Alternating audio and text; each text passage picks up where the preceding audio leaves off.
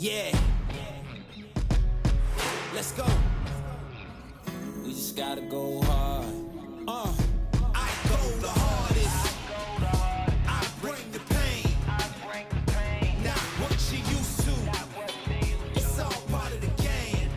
Yeah, I just gotta go hard.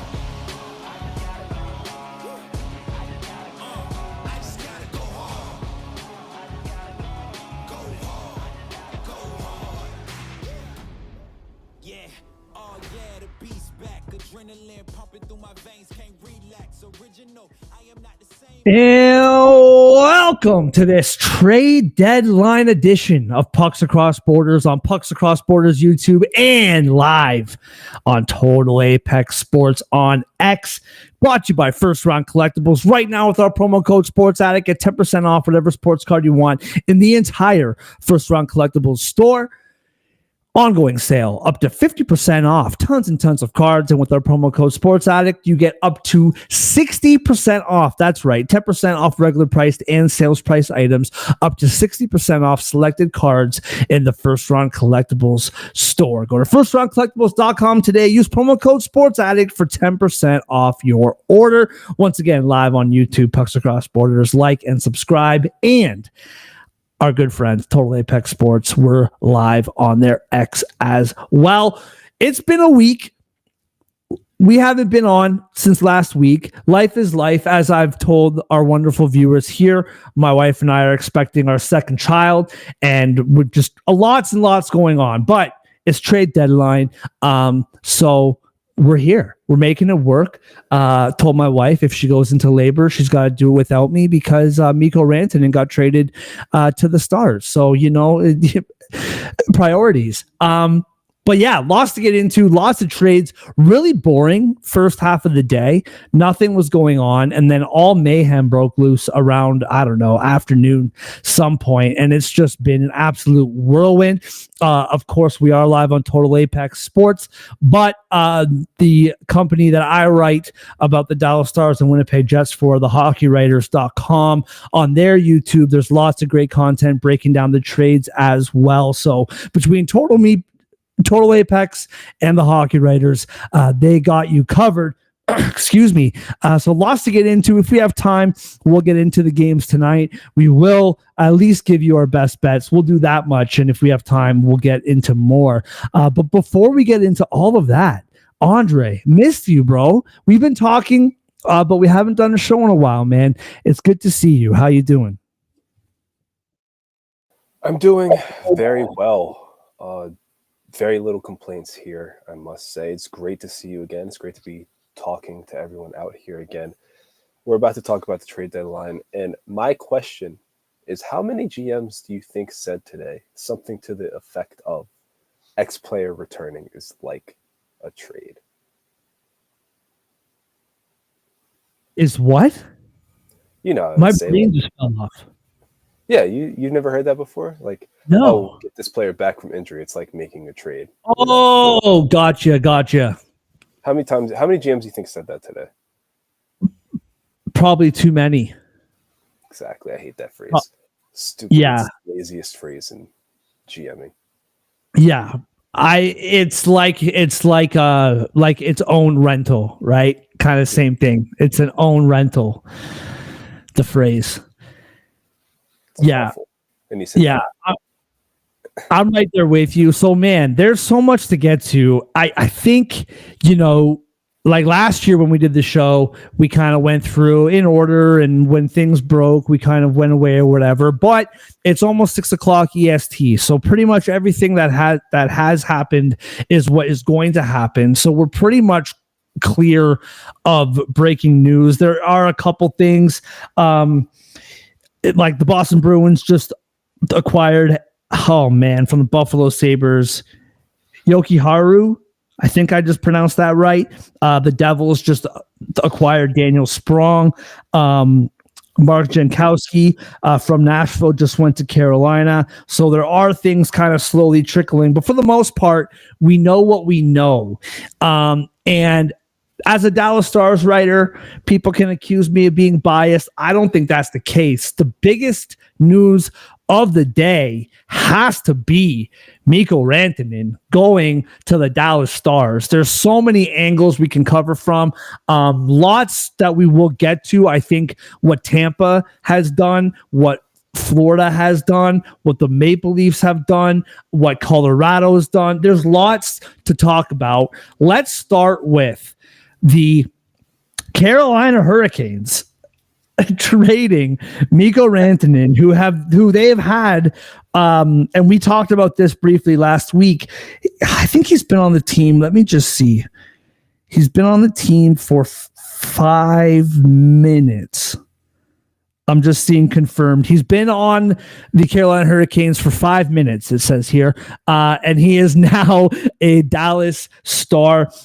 Just getting the full details. So, according to NHL.com, the Dallas Stars acquire forward Mikko Rantanen from the Carolina Hurricanes for forward Logan Stankoven, a conditional first-round pick in the 26th draft, in the 28th draft, and a third-round pick in the 26th draft and in the 27 draft. Again, as someone who covers the Stars, I have lots of thoughts, but we'll start with you, man, because I've already talked way too much. So we'll start with you. What are your thoughts, immediate, and as you've got to think about it, your thoughts on Mikko Rantanen going to Dallas for Logan Stankoven and a bunch of draft picks? What are your thoughts? Well, first of all, it's hilarious. The Avs, traded them to a different conference just for them to end up back in the division. I love it. I know. Colorado.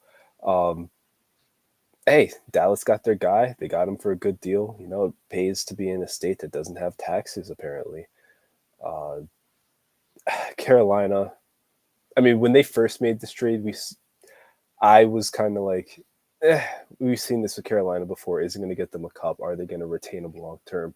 The answer, based on history, was no to both of those. The answer, a month and a half later, if even that, was no. So the Canes, they're in this very weird spot. I think they're going to make the playoffs, but it's not much going on there. You just went around in a circle for no reason. As for Dallas, they're gearing up. The Central's tough. We've talked about this plenty before. Winnipeg, obviously, top team in the league right now. The Avs, they won a championship recently. They have that pedigree. They have that talent. Minnesota's been doing their thing all season long. There's no easy outs there's no easy outs in the West except for that last wild card. And Dallas is a team that we've talked about all year long. Championship expectations, championship aspirations, championship talent. They need to put it together. Rantanen should be that piece. If he gels, I mean, he didn't really gel in Carolina the way people expect. If he gels in Dallas, it's going to be a crazy group. That four group's already deep. That four group's already very talented. It's going to be insane. So I really like that move for the Stars. The Stars have been doing things very right for quite some time now. This is just another good move for them, especially since he's locked up long term. Yeah, that's the thing. Like, I can't. I mean, we can talk about, what they've done as far as this season, right? We can absolutely speak to that. So you traded Logan Stankoven, who is a really good young piece for the future, has played really, really well this year, but hasn't reached the offensive potential that you would have liked, even though it's his rookie year. Now, if you listen to people who are in Dallas Stars management, if you listen to people who cover the Dallas Stars actually with the team, you'll hear nothing but good things about Stankoven. He's playing the right way, excellent two-way, getting shots on goal. The pucks just haven't been going in. That's been changing a little bit over the last couple months. But he is a piece, for the future and what he would contribute in the playoffs. Had a very good playoffs for them last year, but still relative unknown as far as the immediate future, as in the next couple months. Mikko Rantanen, I mean, listen, if he gels, like you said, if he fits in and contributes, you're talking about one of the best playoff producers that we have seen over the last, decade. I'm just trying to pull up here exactly what he's done in the playoffs. I don't know where are we here? Yeah, so 81 career playoff games, 34 goals, 101 points, plus 20, 27 or 11 power play goals, 27 power play assists, 243 shots over the course of 81 games. Just a remarkable playoff talent. Obviously won the Stanley Cup a few years ago. This is just I wrote an article a couple of days ago about how I didn't think that the Dallas Stars needed to make any drastic trades, sacrificing their future for a playoff rental. If they got, Nelson or whoever else as a rental, I thought they didn't need to do that. I thought they were already a Stanley Cup contender since January 1st. Nobody has won more games. Nobody has scored more goals. They have the best power play percentage in the NHL since January 1st, except for Detroit, oddly enough, which is weird. I wouldn't have expected to be Detroit. But there has been no better team in the NHL statistically since January 1st than the Dallas Stars. I thought that their depth was good. Their defense is banged up, but they're expecting to get their guys back for the playoffs, except for Nils Lundqvist, who is out until next season. Obviously, Jake Ottinger. So as far as I just didn't think it was worth it. And all these guys, man, are young. Like Roope Hintz is signed until the end of the 2020s. Jake Ottinger is signed into 2033. Miro Heiskanen, he's signed long-term. All these guys are locked up. So why? Yes, it's a quote-unquote win now mode, but it's not just this year. Like they are built to win for at least the next half decade. Now you bring Rantanen into the mix. And what you want to say about what he adds to this season is obvious. It catapults them into even like more of the Stanley Cup conversation than they already have been in. But dude, like they signed him for 8 years. They just extended Wyatt Johnston for another 5 years after this season. And like I just said, Roope Hintz, long-term. I think Jason Robertson has 2 seasons left, but no doubt they'll try to make him work long-term. Jake Ottinger is signed long-term. Heiskanen signed long-term. All these guys are signed long-term. Tyler Seguin, when he gets healthy, he's here for the next few years. Jamie Benn, his contract's up, but they're going to bring him back for sure, according to their management. Matt Duchene is basically going to come back on 1-year deals until he decides to retire. So what you want to say about this year, I agree with you. This team is built to win for a long time, man. And it's super impressive. And I said that they shouldn't trade draft picks and young players for rental. And they didn't do that. They literally traded all of their first round picks for the next few years and Logan Stankoven for like one of the best playoff performers that are out there right now. And it's just super impressive. Yeah. I mean, a thing, I think it's very prevalent now because of a certain trade in a different sport, but you shouldn't sacrifice the future you shouldn't completely give up on the future for a win now move. Like you have to keep some semblance of the future. You have to have some plan to restock, or, if something goes awry, something to lean on moving forward. Dallas has done a great job balancing the present and the future. Yeah, 100%. Now, from the Carolina point of view, I mean, listen, I think so. Okay, I think that Carolina has done the best that they could do to salvage it, right? Because they got Rantanen in the hopes of signing him long term. Clearly, that didn't work out. I like Martin Akish, like very good player, having a very good year. But we talked about this like back when the trade happened, Andre. Like his stats over time are not even close to what he's been putting up this year. Would that have carried on beyond this year? Was this just a 1 year where he's been playing way better than his previous years? Was it on the way to something? Or is this just like 1 year of high production? That's hard to know. Now you put him on Colorado, he's doing what he's doing there. So, doing what they did, taking their shot, it is what it is. I love the deal at the time. They only wanted to do this deal if they could sign Rantanen. That didn't work. I like what they did for the future. They now have a bunch of draft picks. And now granted, a couple firsts from Dallas is basically second round draft picks, right? Because it's going to be, in the high 20s or in the 30s in the first round. They're not getting a top 10 pick or nothing like that. I think Logan Stankoven is going to be a very good player for them for years to come. So what they did for the future, I really like. But you and I have talked about this, Andre, like they've been trying to get over the hump for the last few years. And I don't think anything that they did has now put them over the hump.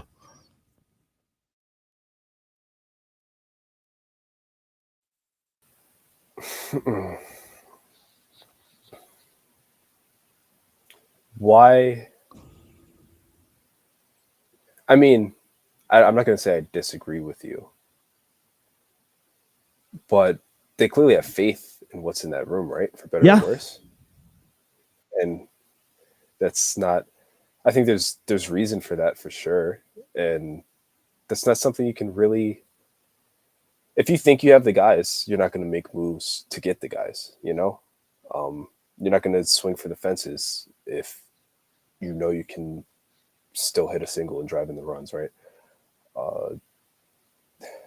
It's interesting. It's weird because you do see, most of the time, most teams, they do go for it all. They try to make that splash, signal to the fans, signal to, the wow, I just mixed two words, shareholders, stakeholders, owners, whatever, everybody. Like, we're going for it. Get ready. Sometimes standing pat doesn't hurt, or not even standing pat, but under the radar moves. Sometimes they do get the job done in ways you don't expect. We've seen plenty of teams make moves where it's just like, okay, you add a fourth liner and third liner, you add a penalty killer, and it turns out they're suddenly in the conference finals. Those guys are playing a part. Yeah. So hockey's different from a lot of sports where I don't think the home run's necessarily needed to, get you over the hump. But I do understand what you're saying because they have been trying to get over the hump for a while. Yeah. And they tried to get over the hump by, getting Rantanen in the first place. It just didn't work out the way that they wanted to. I personally, I guess if it just depends what your mindset is, right? I would be very curious to hear over the next couple of days what Carolina people think about this, people who cover the Hurricanes and the fans, because now you do have a really good framework continuing for the future, but you wanted Rantanen to get you over the hump this year.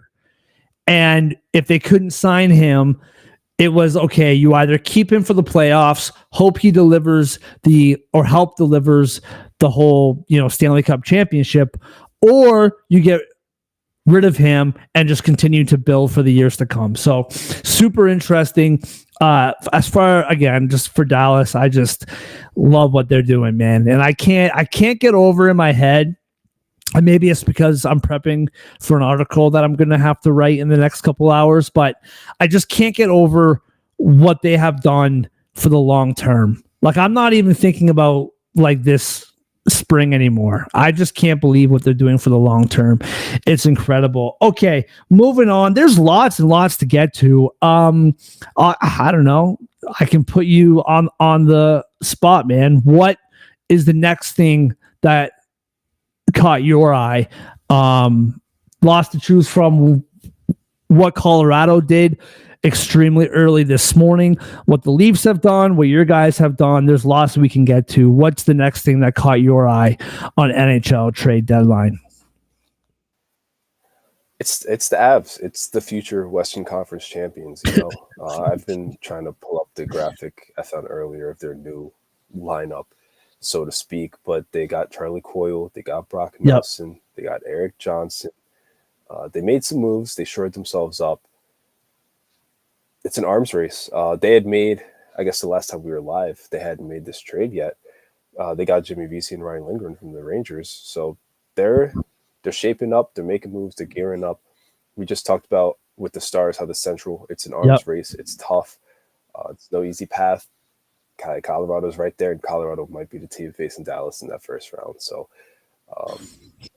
I love what the Avs did with their lineup. They made some moves. I still don't think they're the deepest team in the world. Those third and fourth lines aren't really something that's going to, impose fear into anybody in the playoffs, in my estimation. But at the same time, that top six, if they gel, it's money.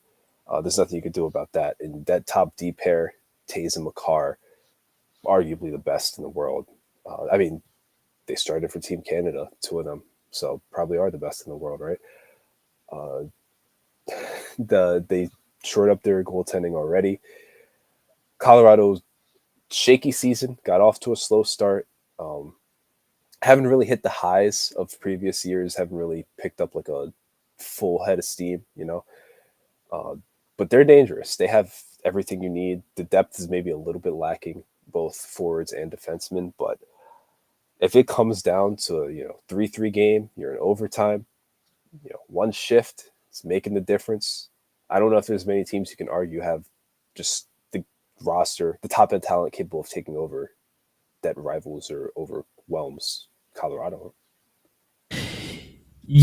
I think that's the part of this that I really like for Colorado is I think you could argue that, Winnipeg is probably deeper. I think Dallas is definitely deeper. As far, Vegas is a deep team, not super duper deep, but Vegas, they're a deep team. The Oilers is another conversation because they made a lot of moves as well. And clearly they already have two of the best players in the world with McDavid and Draisaitl. I personally am not moved by what the Oilers have done. Other people that I've talked to, both like writers and just like friends of mine talking about the trade deadline, lots of people love what the Oilers have done. I don't really, and that's another conversation. Maybe no other team like the Avalanche has what you just said as far as not the deepest team, but absolute game breakers, right? McKinnon, Nikish, and now with a second line that has Nelson and Nichushkin, and you move, Coyle. As of right now, Puckpedia has Coyle as your third line center, Drury as your fourth line center. They are deeper. They still might not be the deepest, but definitely deeper. And you're right. As far as a forward group, maybe no one in the Western Conference can take over a game like Cale Makar, Nathan McKinnon, and Martin Nikish. And then to add, Nelson. It's interesting because you move out, Middlestat, and I think his performance has been underwhelming. I don't know how much of an upgrade Nelson is over Middlestat, but it is one for sure.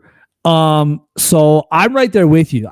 Like, I think I'm interested to see when the playoffs come. I don't know how much it'll really have an effect on the regular season, but I'm interested once the playoffs come to see how what Colorado and Dallas have done, how it affects the Winnipeg Jets.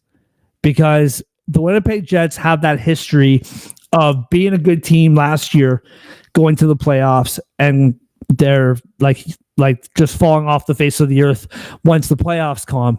And I'm interested to see how this Colorado, because you're right, man, like Dallas and Colorado probably, like, do you see Minnesota hanging on to that third spot now, right? So you're probably right, man. Dallas and Colorado in the first round. That's going to be super interesting because whoever wins that round is going to face Winnipeg. And has Winnipeg done, unless Winnipeg chokes against, Utah or Vancouver or Calgary or something, which I don't see happening. But that's the conversation. Is we're going to see when the second round comes around, and if either Dallas or Colorado plays Winnipeg, did Winnipeg do enough? I like that they didn't do a lot because I think last year Winnipeg kind of meddled a bit too much and added, a little bit too much. And so now you're kind of keeping the chemistry together. Like you're adding Brandon Tanev. I think Luke Shen is a really good piece on the bottom half of your defense, adding some size, some physicality. You already have some strong puck movers. But I'm right there with you, man. I think Colorado and Dallas, it feels like, and Vegas has been oddly quiet, but it does feel like now it's Colorado and Dallas and Winnipeg. It's super weird, man. Like Winnipeg's been the best team in the league all year long, yet they still have to prove themselves to us. It's, I don't know, kind of bizarre. I mean, that's what happens in the history of not getting the job done now. That's the no shade, no disrespect to Winnipeg, but I mean, that's the reality of it. How deep have we seen Winnipeg go in the playoffs, They had a great regular season last year, and then they got absolutely blitzed by the Avs in the first round. And was it a 5-game series they were gone? 5. Just like that. 5. And they gave up, 5 goals at least in every game? Yeah, I mean, the first game they won 7-6, right? It's not like it was... Yeah. So, I mean, Winnipeg, they've done what they need to do again. Strong team, whatever. Connor, I mean, top tier goalie, top 2 in my estimation. But nah, the Jets, I do also agree with that. That's one of the things about Carolina too, just to go back to them. I like that they didn't meddle, Carolina and Winnipeg this year, because we've seen them meddle in the past and do a little too much, and then amounts to nothing. After fantastic regular seasons, right? Sometimes just the guys in the locker room, like the top end guys, the leaders, are enough, and really just need to fill out the depth. You need to work on the edges. It's not always about getting the star. So I like that both of those teams didn't really do too much because they've been strong for quite a few years now. They need to get the job done in the playoffs, and I mean, based on how they've gone out. For Winnipeg, I'm going to use last year as the example. For Carolina, I'm going to use the last 5. The problems weren't with the top end players. So fill out the roster. Yeah. Well, Connor Hellebuck was a problem last year, but ignore it. Yeah. Well, that's going to be interesting to see, man, because Connor Hellebuck, oddly enough, does have to prove himself when the playoffs start, which is a weird thing to think, but it's the truth. All right, so let's go over to the chat here. Also, just want to shout out everybody watching us on Total Apex Sports on X. We appreciate you very, very much. Thank you for joining us. Our good friend Brady, if you watch this show often, then you all know Brady. Did Mark shave because he has already given up on the Leafs? The answer is I am in the middle of a move and I couldn't find my razor or my electric shaver, and my beard was just growing different lengths and getting all squirrely. And when I finally found my razor, Brady, I didn't feel like sculpting it because it was just pure chaos. So I just shaved it off. But my first sing. I forgot how fat my chin has gotten over the last year, and I immediately don't like it. My son cannot stop laughing at me, which is hilarious. You watch videos on YouTube or like TikTok or whatever of children like not recognizing their father after they shave a beard. It's really cute and funny. My son recognized me. He just can't stop laughing at me, which is hilarious to be mocked nonstop by a 2.5-year-old. This is an excellent segue about the Leafs, and we're going to get to that in a minute. That's why I brought this up. He's lucky he isn't a Canucks fan because his beard would be so long since our playoffs start now. This is low key a really brilliant like message. Like he's boasting about the Canucks, but also realizing that they're fighting for their lives at the same time. So this is kind of funny. Like, I don't know, self-deprecating, but also like arrogant at the same time. Very, very funny. And he goes on just talking about how he agrees with us on the Avs. So let's do that. Let's go to the Toronto Maple Leafs side of the trade deadline today. It should be said before we talk about the Leafs, we will, after this, we'll talk about, I really liked what Dallas and Colorado did. I know that we talked about how the Jets did a couple things as well, but I really liked what Dallas and Colorado did because the Jets have been so good. Both of those teams recognized we cannot go into the playoffs the same. Like we need to do something to counteract what the Jets have done, and the Jets try to keep up and do their own thing as well by adding Luke Shen and Brandon Tanev. The Leafs, I feel the exact same way. What the Panthers have done, not just today, but over the last couple days, and Tampa Bay as well. Does Gord and Bjorkstrand really move the needle for Tampa Bay? I don't know, but we haven't talked since last week, Andre, so I don't know how you feel about this, but I feel like Tampa Bay has turned into a wagon. Like, I think they're legitimately, they've put themselves in that conversation for Stanley Cup contenders, which all year long we've kind of wondered exactly what they are. I think they're there now. Like, I think Vasilevsky has had the quietest, incredible season. Like, you look at his stats, they're unbelievable. I think Tampa has become a really, really good team over the last couple months. So they added what they added. And Gord, of course, was on those Stanley Cup winning teams all those years ago. Then the Panthers, got better.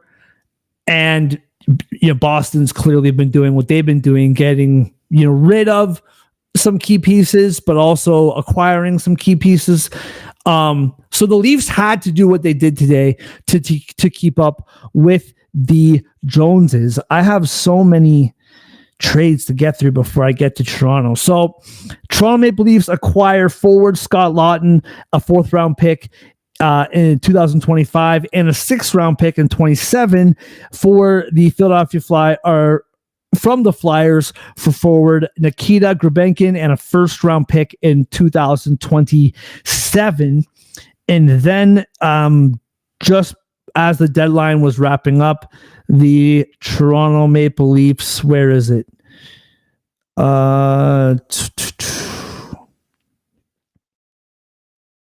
Do you have the Carlo trade in front of you? I'm having a hard time finding it here. Yeah, give me 2 secs because I do not have the Brandon Carlo trade. No. They got Brandon Carlo, and it's not, I don't see it listed. Maybe I need to refresh. Hold up. They did, they did acquire Brandon Carlo. That is a fact. Yeah.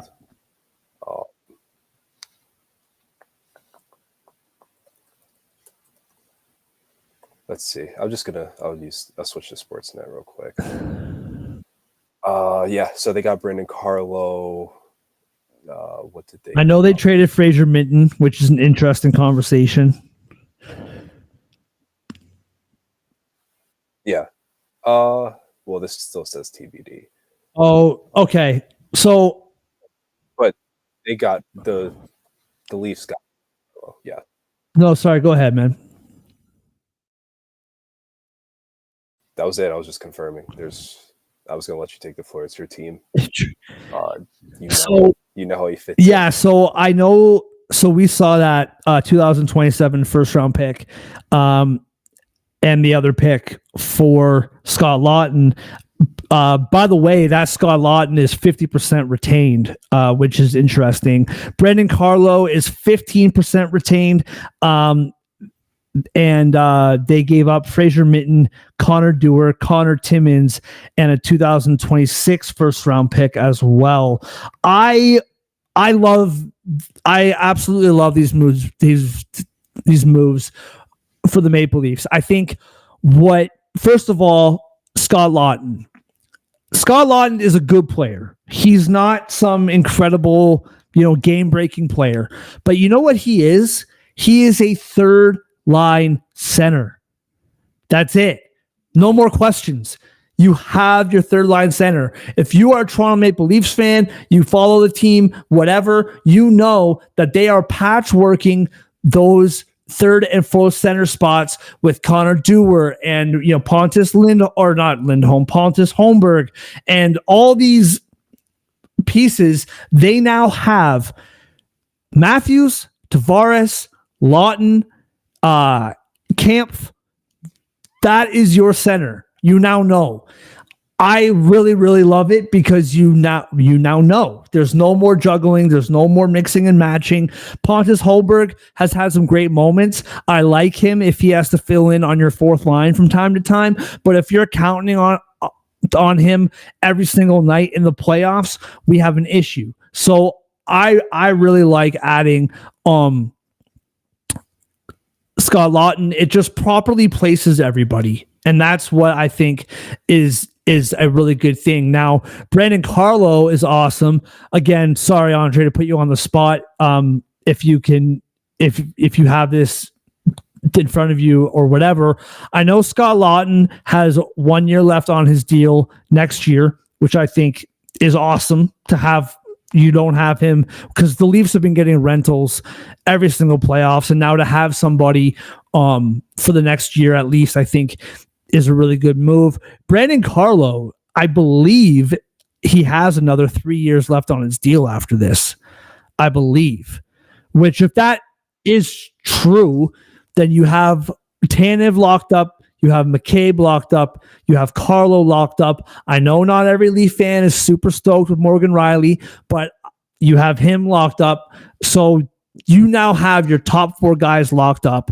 Then you have OEL, who has been fine. He has been fine. You don't need him to be any more than fine. He has been fine. So you have him now locked up. So you basically have your whole decor locked up for the next handful of years, which I think is super helpful because the defensive rotation for the Leafs has been in flux for however many years. You're already having your best defensive year to date. And now you're bringing in a high-end defenseman who has term. I think that's a brilliant move by the Leafs. Yeah, I agree. Yeah, I agree with you all the way. Sports that says that Carlo has one more year. One more year. Okay. Yeah. Still another year though. And extension if it happens, right? So if they end up working out a deal or whatever. So I think that's a really good move by the Leafs. They're adding depth because the truth of the matter is, Andre, and I want to hear your thoughts. I'm going to hand this over to you. The Florida Panthers and the Tampa Bay Lightning made a bunch of deals over the last few days, and I'm impressed by the majority of them. Seth Jones, that happened a while ago now. I am impressed by it because he has term. He's there for another 4 years. What I'm curious about is he's been on a bad team for a while. I don't really know what Seth Jones is anymore because we haven't really had to see him in high leverage spots, right? So I don't really know what he is anymore. If he is still that top high end offensive defenseman, I don't really know because we really haven't been able to see it with the team that he's been playing on. Brad Marchand is like, they just want to add people that you hate. Like, that's what I love about the Florida Panthers. Like, they don't want people that are like, ooh, Nico Rantanen, look at those hands. They want you to say, oh, I hate that guy. That's how they feel. That's how they want you to think. So I think that's a really good move. I think Brad Marchand's health is super curious right now. He just got hurt recently. Hasn't had the greatest season after coming off of like 19 surgeries last summer. So that's going to be interesting. And then the Tampa Bay Lightning, like we said, adding Gord and adding Bjorkstrand, and that team's already been playing at a high level. So that's the biggest thing for me is the Toronto Maple Leafs needed to do these moves anyway, but they really just needed to keep up, man, because the Panthers and the Lightning have done nothing but to make themselves better. The last thing I'll say is about the Leafs side of this that I forgot to mention is Fraser Minton has been a much talked about prospect. I don't know why I said prospect for the Maple Leafs for quite a while now. And they got rid of him to add an elite, in my mind, an elite defenseman on your roster and make your like defense way more playoff ready. So as much as I like really like Fraser Minton, you traded him to your division. So if he's really good, you're going to be seeing him a lot over the next handful of years. But I do think it was the right move to get the player that you got. So talk to me, Andre.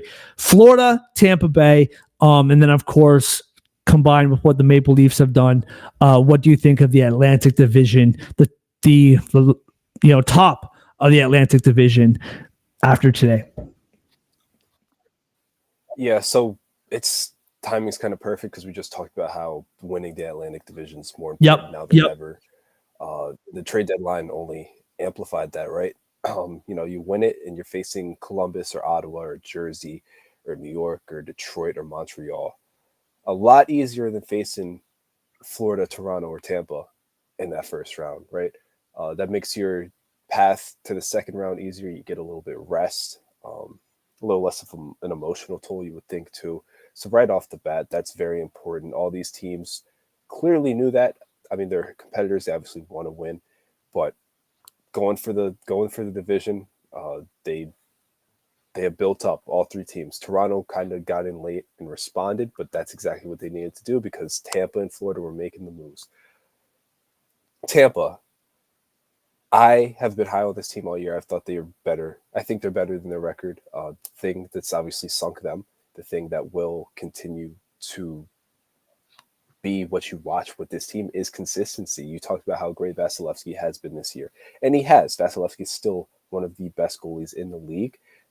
At the same time, he gave up 5 goals to the Buffalo Sabres last night. They were in a dogfight with the Sabres, and they scored 6 goals. That's unacceptable. This Lightning team, they have stretches where they're just dominant on both ends of the ice. They have stretches where they just can get beat by anybody. And granted, every team goes through that, but I feel like with them, it's more noticeable than some of these other contenders, right? So, swinging these trades, you make your team better, deeper, whatever you want to call it. In theory, raises your floor. You have a little less of the letdowns. You get more points. You win the division. Tampa's facing Columbus in the first round. That's great for them. So I think Tampa's in a really good spot right now. They're already a team that is, they're in the thick of it, even though they're in third. They're last in the points percentage right there, but they're also 3 points back with the game in hand. So nothing to sneeze at. I think the Lightning, in my opinion, are in the best shape. I think the Lightning are trending in the best direction right now among the 3 teams. You talked about your Leafs a lot. They're doing fine. They've been up there all season long. They've been playing well all season long, particularly defensively. 7-2-1 in their last 10. They are fine. The Panthers, the defending champs. We know Matthew Tkachuk is out.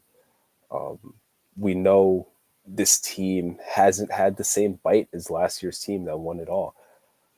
I think adding Marchand is going to be good for them, not only obviously on the ice physically, but mentally as well. Gets a little bit of that edge, gets that top end talent. Gets a guy that knows him really well. Can kind of, say, hey, this is where you're weak, this is where we attacked you, blah, blah, blah. Guy that's not afraid to poke the bear, get them in the game that they want to be in, which is just grimy, physical,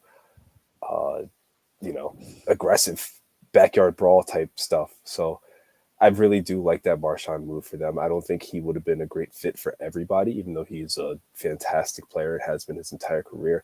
I think he fits perfectly. The glove fits when you're talking about Marchand in Florida. So every Bostonian, every New Englander, they dream of retiring down in Florida, and Marchand just lived the dream. Congrats to him. I think the Panthers will be fine. I still don't think they're really concerned, for better or worse. I don't think they're concerned with winning the division. I don't think they're concerned with what seed they end up with in the playoffs. Maybe Marchand will change that, the breath of fresh air, the last push for a championship. But I've been on this Tampa train for a while, and I'm not slowing down. So I still think Tampa 9-1-0 in their last 10. Survived the scare last night against Buffalo, did that 6-5 win. I think they're going to keep pushing. I think they're eventually going to overtake Toronto and Florida and end up in first. But regardless of who does and doesn't end up in first, we all know that it's going to be an exciting race, especially as it pertains to facing that top wild card instead of a team that could very easily hoist the cup come June. Yeah, and I mean, they also added Nico Sturm from San Jose, which isn't like earth-shattering, but you're adding some, pretty good depth there as well, which I do like. Yeah, man, I think, back to what you were saying at the beginning is, as far as the Maple Leafs go, you're 2 points back of Florida. I do think we didn't talk about this, that 5-2 loss to Vegas on Wednesday night. I think that was a really tough spot. I would, if we were like on for a show, I would have picked Vegas -1.5 there, just because the Leafs just played 3 games in 4 nights, and now you're going to Vegas to play on a Wednesday night. So I thought that was a really tough spot for them, but Florida keeps winning and you lost. So now Florida with 81 points. Toronto was 79, Tampa was 78, Columbus and Ottawa in those last 2 wildcard spots. I don't know if we're going to have time to really talk about this because of everything else that's been going on today, but we haven't been on since Jack Hughes got hurt. I think the Devils, there's a real good chance that the Devils are going to slip into a wild card spot and maybe even out of the playoffs. You and I have talked about this, you more than me, but I've been coming along to your way of thinking is I have already been concerned with how the Devils have been playing, understanding that they lost Jacob Markstrom for a little bit of time earlier in this calendar year. I've already been concerned, and now that they gave up, or that they not give up, but now that they have lost Jack Hughes, yes, they've been making some moves today. They've been adding some players. Nothing that replaces Jack Hughes, so that's going to be interesting to look out for. But yeah, dude, the Leafs need to win this division because you're going to be playing at least one of either Tampa Bay or Florida. And if you don't win the division, you're playing both of them. And I think that's a problem. And I'm with you. I think Tampa, they've really asserted themselves as contenders. And like I said, I don't think that the moves they made are extravagant. I just think it just adds. They don't take anything away by adding these players, but it just kind of adds to it. With that, anything else you want to add before we move on? These divisions are exciting. Yeah. That's all. I mean, 3 of them are really exciting. Then there's a Metro. Well, the But Metro, 3 of those divisions are the Metro is just an absolute gong show. Ottawa Senators, they add Fabian Zetterlund and they add Dylan Cousins. They give up Josh Norris and a couple other pieces. The big one just like being Josh Norris. What do you think of the Ottawa Senators after the moves that they made today? I'll just say quickly my piece. Dylan Cousins, much like, I know this is different. It's not a 1-for-1 comparison, but kind of to the point that I made with Seth Jones is Dylan Cousins has been playing for Buffalo for so long. Like, who really knows what this guy, he definitely adds physicality. He adds some size. I really like him, what his potential is. We don't really know what he is right now because of who he's been playing for, been playing for so long. What I like about this move and also adding Fabian Zetterlund from San Jose, what I like about these moves is that they did something. To be quite honest, I'm not an advocate for trading for trade's sake, and I don't think that's what they did. That being said, this team has been a quote-unquote playoff team for how many years, Andre? Have we been talking in September about this step that Ottawa is supposed to take? Well, guess what, man? They finally made it. Yes, they don't have a stranglehold on a playoff spot, but they're there. So do something.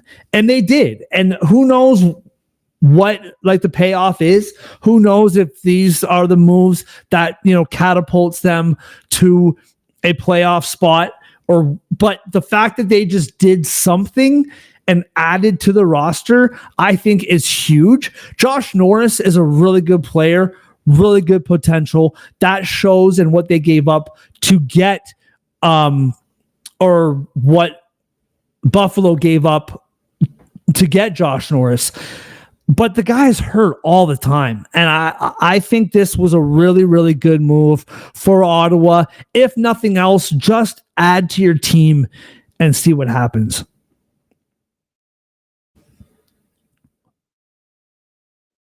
I think you hit the nail on the head with that one. They, especially now, they had that losing streak going into March, 5-game losing streak. Weren't really competitive in any of those games, but they had the Sharks in front of them. They won that one, hit the road against the best team in the East. 1-goal loss. You can live with that. And it was an OT loss at that. And then they hit Chicago, one of the worst teams in the league again. To come away with 5 points in that 3-game stretch, very important for them. They seem like they're back on track. Like you said, they're currently occupying a playoff spot right now. Have a game in hand on pretty much everyone in the East except the Islanders and the Sabres. The Sabres aren't relevant, though. So it's just they're in a good spot right now. They need to do something. They need to, go for it because, like you said, there's been so many years where Ottawa, whether it's preseason or during the season, is like, yeah, we're making the playoffs this year. And then what happens every spring? They're not in the playoffs at all. You don't even think about them in your bracket. So I do like where they're at. I do like that they made moves, especially with the 3 teams in the Metro vying more for that 3rd spot now than the wild card spot. I think it kind of leaves, Ottawa a little more opportunity there. The Devils falling off has really, really improved Ottawa's chances of making the playoffs. So I do like where they're at. And they have a huge stretch coming up. They have the Rangers tomorrow. They have the Red Wings Monday. They have Boston and Toronto next week. So in between that, they have Philly, who not as important, but that's not necessarily an easy out. So Senators made moves, good boost for the locker room. At least it should be. Now's the stretch where it needs to pay off because this could be the stretch that makes or breaks their season. Yeah, 100%. We'll see what happens with it, whether they miss the playoffs, they make it to the playoffs. Either way, I just love that they did something and that they just tried something. And also, not to mention the fact that this core has been the core for a while now, right? Josh Norris, Brady Tkachuk, they, brought in Claude Giroux, a few years ago, Sanderson, Batherson, like they've had these guys for a while now. So to break it up on some level, kind of add some new blood, I really like the moves. I do want to talk to you about the Rangers. Not a lot they did today, but there were some moves there. I know they, traded Riley Smith back to Vegas, one of the original misfits, as we called them. That's an interesting move. Again, between doing stuff for the hockey writers and just everything that my brain is on, just spiraling. So anything that we've missed, what else have you seen as our time kind of ticks down? What else have we missed that you want to touch on from the trade deadline today? Because it was weird, dude. Like nothing happened. Like Brock Nelson got traded like after midnight. After that, nothing happened. And then everything happened. So I'm still catching up with the craziness that was today. What else catches your eye from the trade deadline?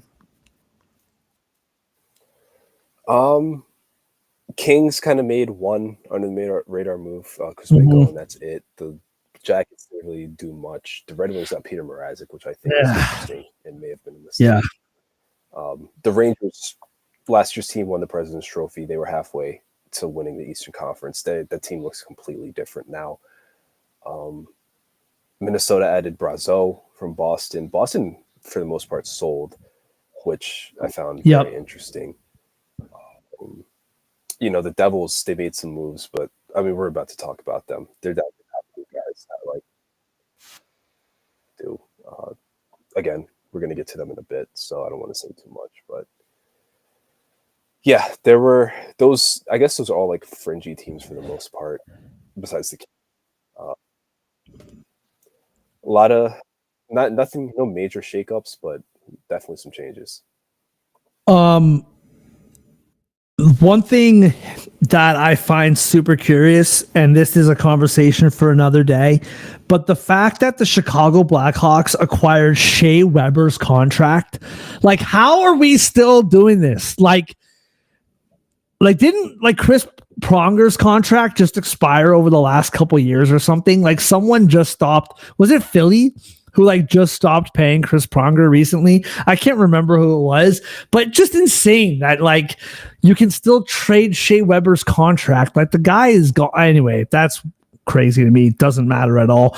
I find that interesting. The Vancouver Canucks, you got Susie from the Vancouver Canucks. They didn't really make that. Was interesting to me is what, and I mean, Kuzmenko to LA, honestly, dude, I got zero opinions of that other than, and once again, I know it's not a 1-for-1 comparison, but Kuzmenko being traded to LA was like PLD being traded to Washington. Okay, I'll comment on it when I need to. Now PLD has been awesome for Washington, scoring again the other night, 20 plus goals on the year. He's fit in like a glove, but don't really. But when the trade happened, it was like, okay, we'll see what this means when we know what it means. And I feel the same way about Kuzmenko. Maybe he'll help on the power play, but other than that, not really too sure. So yeah, man, that was what was interesting to me was the teams that didn't do much. Detroit, they have 19 goalies on their payroll now.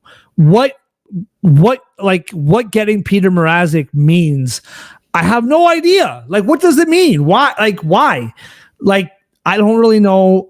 Anyway, throw something at it. I like that Montreal didn't do really anything. I like that Philly sold, just keeping on the course. I love that Columbus, they added at least one piece. I can't remember if it was more than that. I like what Columbus did, dude. By doing nothing. I really do. Columbus has overachieved. Just let the boys ride it out. See what happens. If you make it, you make it. If you don't, I think that they understand that this is not a roster that you need to go all in for, but just let the boys ride it out and, see what happens. Calgary, they got a much needed point last night against Dallas. I like that they didn't make any crazy moves. So yeah, super interesting down the stretch. We're going to have a whole weekend to think about this. If I don't have a new child in the world by Monday, then we'll come back on Monday and go over maybe something that we missed or whatever. But super, really fun day, really fun few hours, really. They call it, trade, or I guess it's free agent frenzy, but, it really was a frenzy because nothing happened until it all happened. So, yeah, super interesting. The big moves really were big moves, and it's going to be fun to unpack this as the weekend moves on. So, we have 15 minutes left in the program. We're going to sign off at 7 o'clock. Let's just do a quick best bets. Let's just do a best bets. There are 6 games in the NHL tonight. I guess we're kind of doing this on the fly. What do you want to do? Do you want to fly through all these games, or do you just want to throw out a best bet? What do you got? Let's give the people what they want. Let's give them some best bets. Absolutely love it. Andre, we'll start with you, man. 6 games on the docket, a couple early ones, a few late ones. What do you have for your best bet on this night, Friday night? Trade deadline night. Yeah, trade deadline it was. My best bet, Winnipeg Jets. Odds just dipped a little bit, so Vegas is on me. But Winnipeg Jets money line against the New Jersey Devils. No Markstrom. Now there's no Hughes. Jersey's already been struggling since that plane ride from Carolina in December. To Carolina, excuse me. Don't forget about it. I broke it here first, but no, they're just inconsistent and awful right now. Not winning consecutive games, definitely losing consecutive games. And the Jets, they had that little rough patch after that long winning streak, but they got back on track with the win last time out. I think they're just so much better than the Devils. I don't know what the Devils are going to have without Hughes in the lineup, especially against a team like this. At minus, it's back up again for me. It's flip-flopping. At minus 122 again, I think the Jets are a slam dunk, so I'm taking that money. I'm right there with you. Winnipeg Jets minus 122. No need to expand on that. I'm right there with you. There's a couple that I like. I like Washington. Obviously, the price at minus 240 on the money line. I don't love that. I like Washington to win this game. I'm not sure how I feel. Minus 1.5 or plus 1.5. You know what I mean? There's those games where you're like, I could see both sides. Washington is plus 104 at minus 1.5. Plus 1.5 for Detroit's minus 128. I've been kind of flip-flopping on that. The one that I really, really like later in the night, 10-10. Minnesota Wild in Vancouver. Minnesota plus 106. And I'm not convinced on what I've been seeing from Vancouver. I don't know if Brady is still with us or not.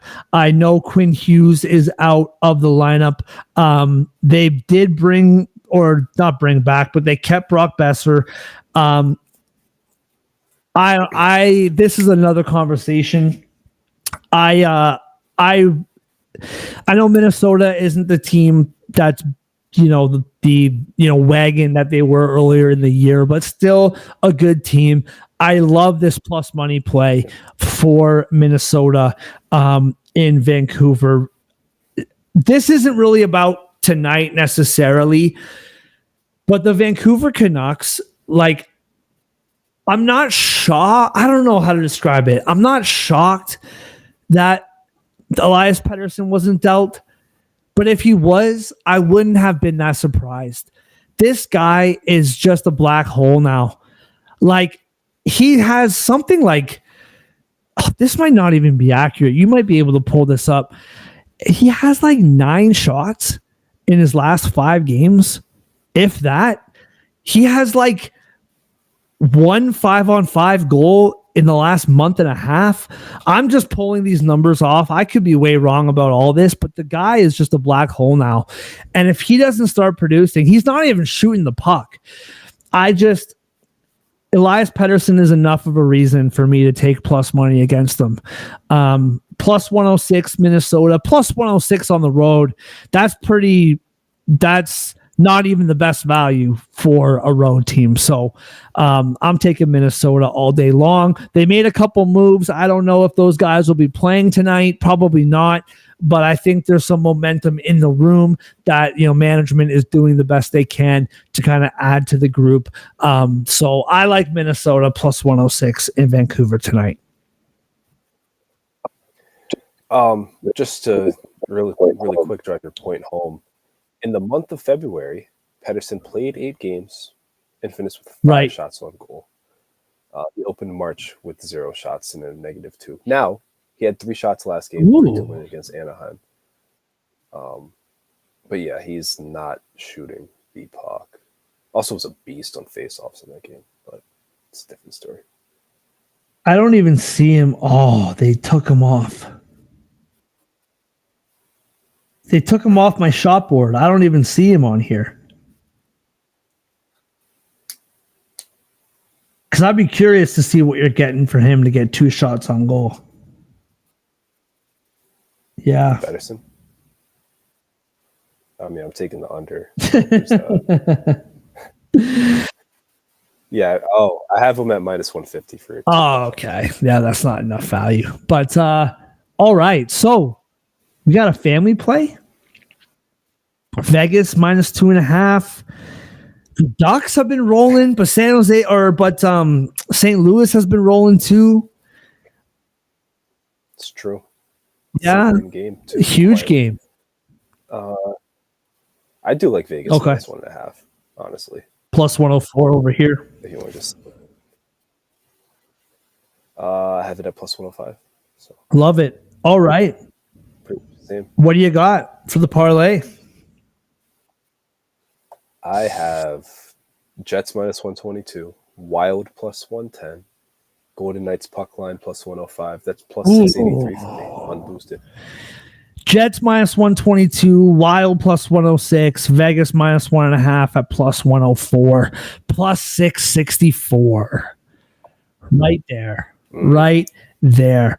Yeah. All right, everybody. Good luck on your bets. Let's just do this real quick. We got a couple minutes left here.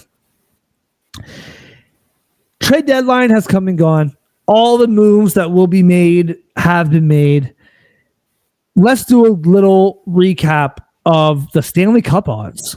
And I want to know what you think about this. Florida Panthers plus 500.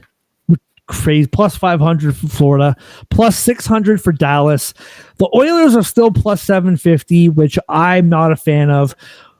Your Colorado Avalanche are plus 900. Vegas plus 1,000. Washington plus 1,100. Carolina plus 1,200. Leafs plus 1,300. Jets plus 1,300. Tampa Bay plus 1,300.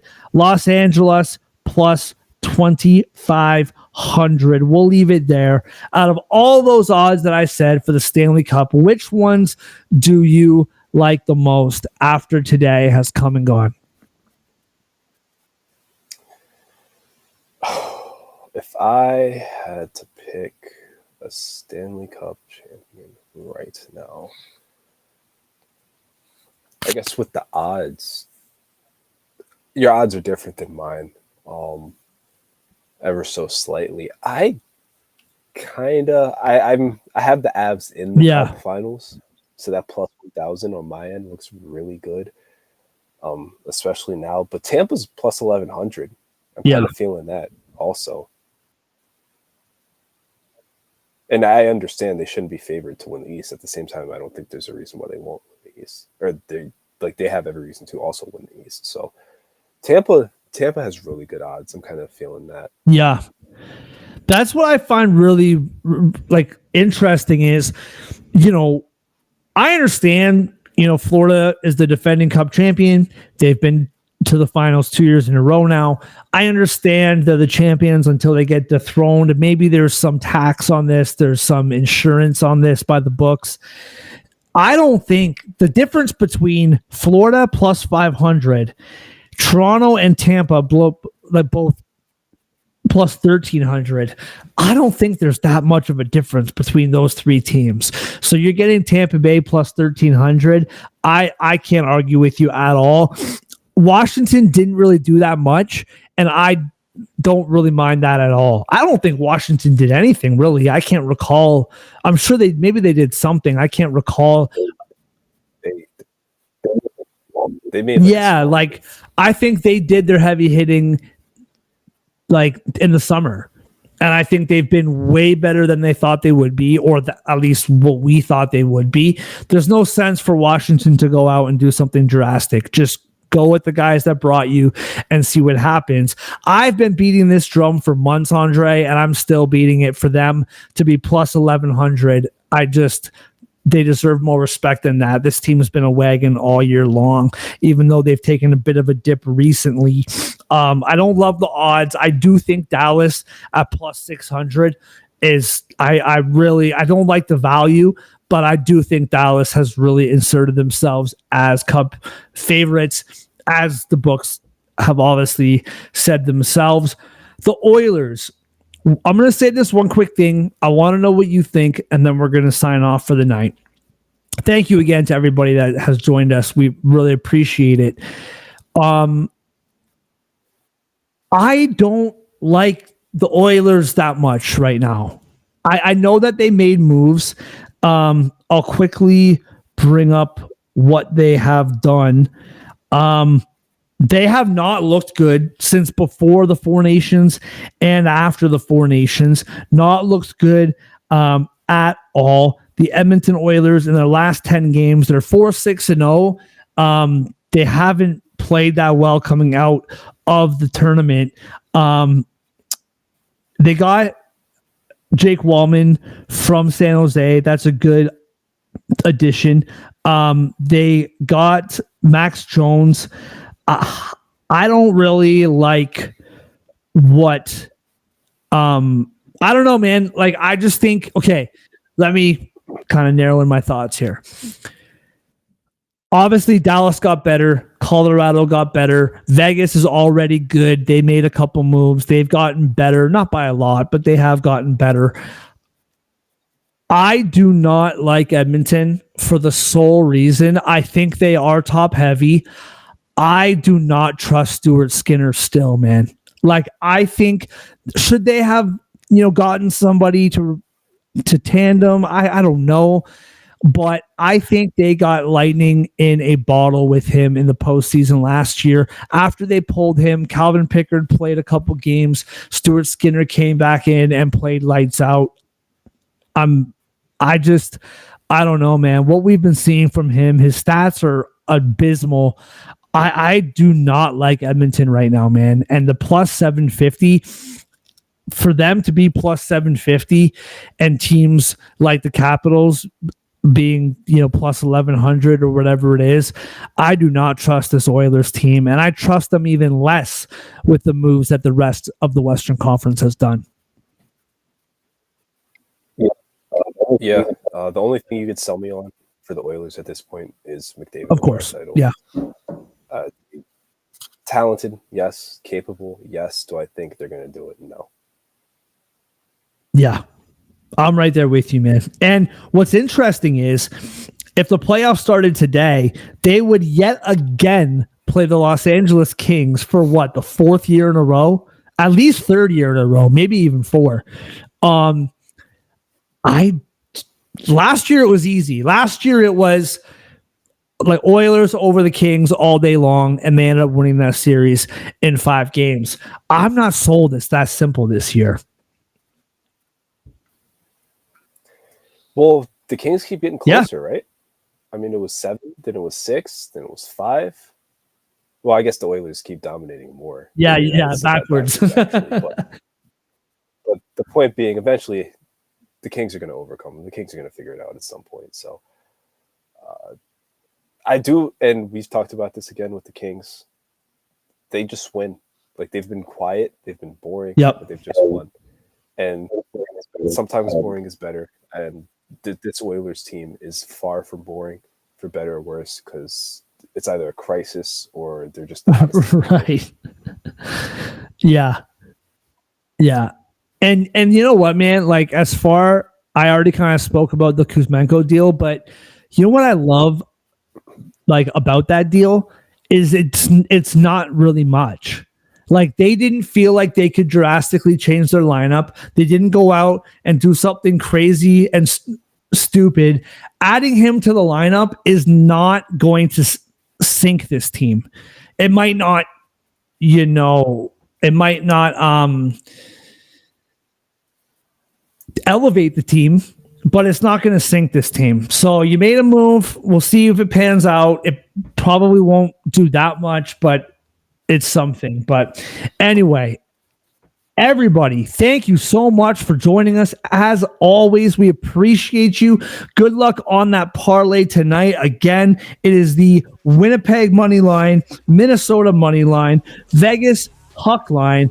Thank you for joining us. Shout out First Round Collectibles, promo code SportsAddict, 10% off your order, up to 60% off selected cards in the store. Shout out to Total Apex Sports. Thank you for having us on board. Everybody, have a great weekend. We will see you next time.